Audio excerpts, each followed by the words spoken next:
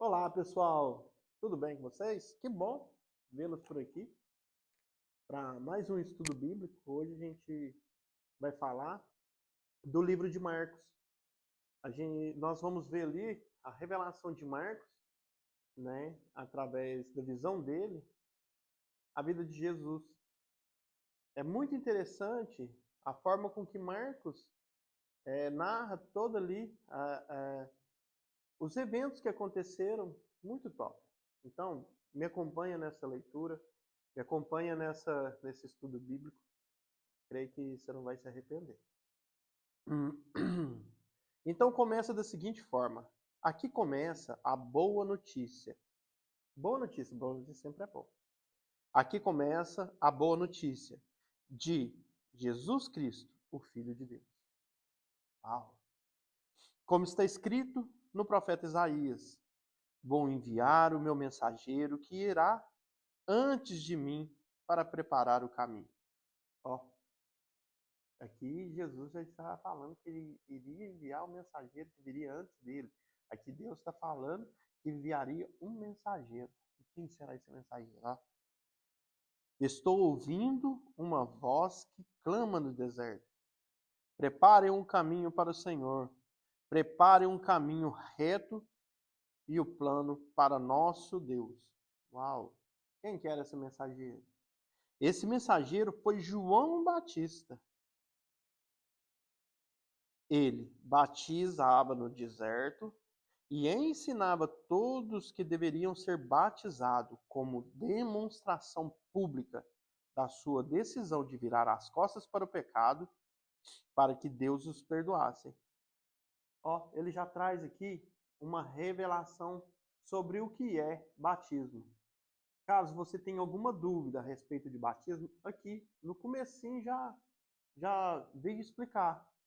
O batismo nada mais é de que uma declaração pública de que agora você tem um dono, você tem um senhor. E você crê que esse dono, que esse senhor, ele te basta.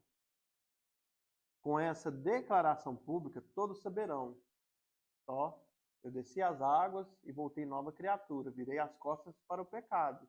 Eu não já ando como esse mundo, mas agora eu ando como Cristo. É para isso que serve o batismo. É uma forma de você declarar publicamente. Tá? Gente de Jerusalém e de toda a Judéia ia para os lugares desertos da Judéia para ver e ouvir João.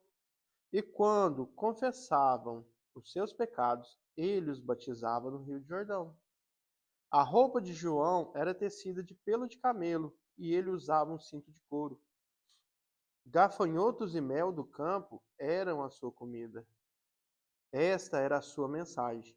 Em breve chegará alguém que é muito mais importante do que eu, tanto que eu não sou digno de abaixar-me para desamarrar as correias de suas sandálias.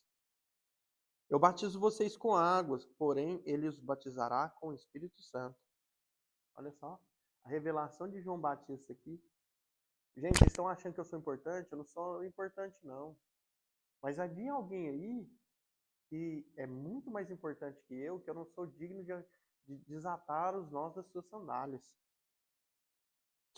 E aí ele continua. Então, num daqueles dias, Jesus veio de Nazaré, da Galiléia, e foi batizado por João no Rio Jordão.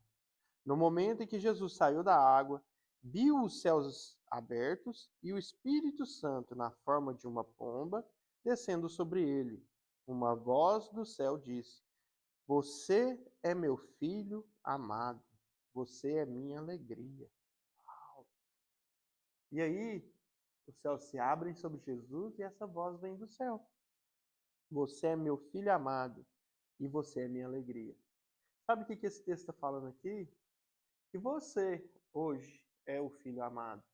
Tudo isso que se diz de Jesus, como o nosso representante, fala de você. Hoje, Deus está falando para você: você é meu filho amado. Em você eu tenho prazer. Creia, você é um filho amado de Deus. Logo depois, o Espírito levou Jesus para o deserto, onde ficou por 40 dias sozinho, em meio aos animais selvagens. Ali ele foi submetido às tentações de Satanás. E os anjos vieram e cuidaram dele. Tá vendo? No deserto, Jesus foi para lá, passou 40 dias e 40 noites. E os anjos vieram e cuidaram de Jesus. Mais tarde, depois que João foi preso, Jesus foi para Galiléia, a fim de pregar as boas novas de Deus. Finalmente chegou o tempo, anunciava ele. O reino de Deus está próximo. Arrependam-se dos seus pecados e creiam nesta gloriosa mensagem. Era o que Jesus falava. Um dia, quando Jesus estava andando ao longo da praia do Mar da Galileia, viu Simão, o seu irmão André, lançando suas redes, pois eram pescadores por profissão. Jesus chamou: venham, sigam-me, e eu farei vocês pescadores de homens. No mesmo momento, eles deixaram as suas redes e o seguiram. Um pouco mais adiante, na praia, ele viu os filhos de Zebedeu, Tiago e João, em um barco, remendando as redes. Jesus chamou os dois e imediatamente eles deixaram o pai Zebedeu no barco com os empregados e seguiram Jesus. Tá vendo? Jesus está chamando. Jesus está chamando. Ele começou dessa forma. Vem, me segue. Vou fazer de vocês pescadores de homens. Vem, me segue. Ou seja, primeiro Jesus te chama. Primeiro ele te chama. Para depois você fazer algo. Mas primeiro, Jesus quer ter comunhão com você. Primeiro, Jesus quer que você venha até Ele, a fim de que você tenha comunhão com Ele, para que você aprenda quem é Jesus.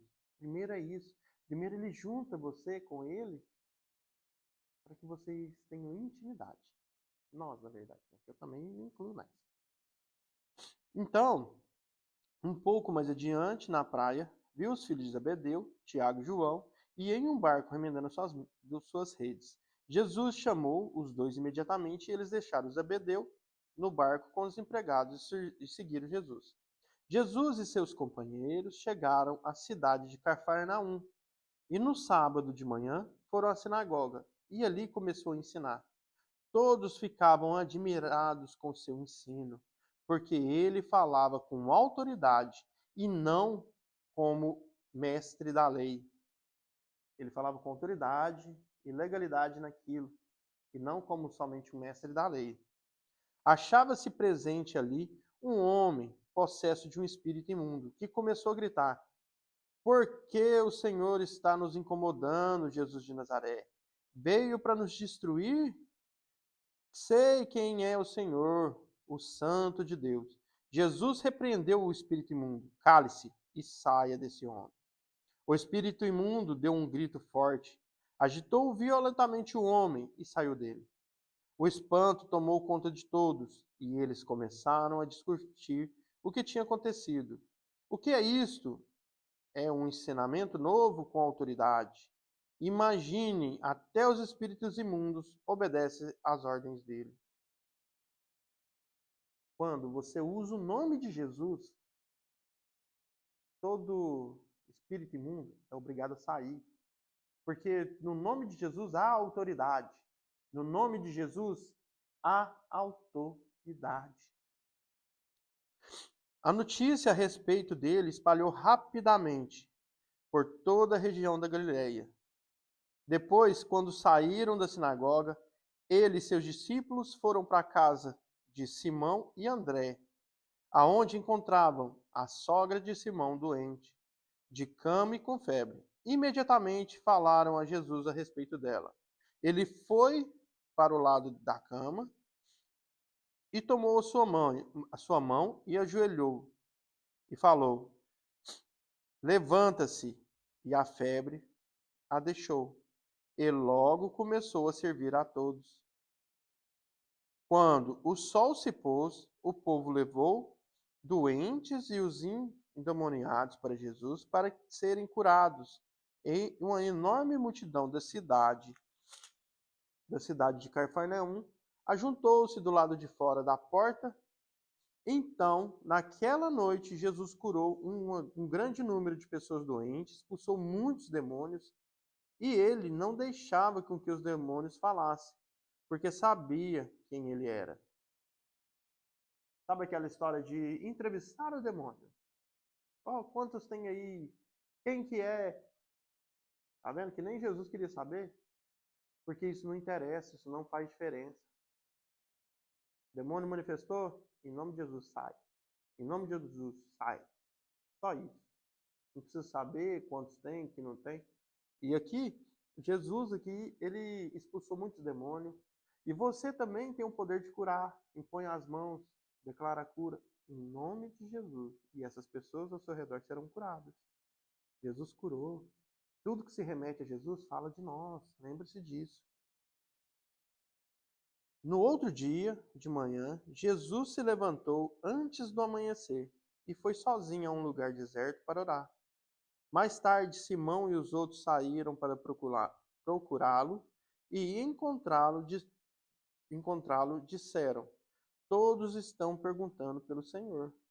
Porém, ele respondeu: Devemos prosseguir para outros lugares por aqui por perto e apresentar-lhes também a minha mensagem, porque foi para isso que eu vim. E aí? Você está lá? Então, ele viajava por toda a província da Galiléia, pregando nas sinagogas, libertando muitos do poder dos demônios. Uau! Jesus mesmo que não, a gente tem que ir, pregar o evangelho que eu prego, pregar a mensagem que eu prego, que o reino está próximo, que o reino está vindo, que já é chegado a hora. E ali ele ia pregando o evangelho e expulsando demônios e trazendo cura àqueles que vinham procurar ajuda, com cura, com libertação. Interessante, né?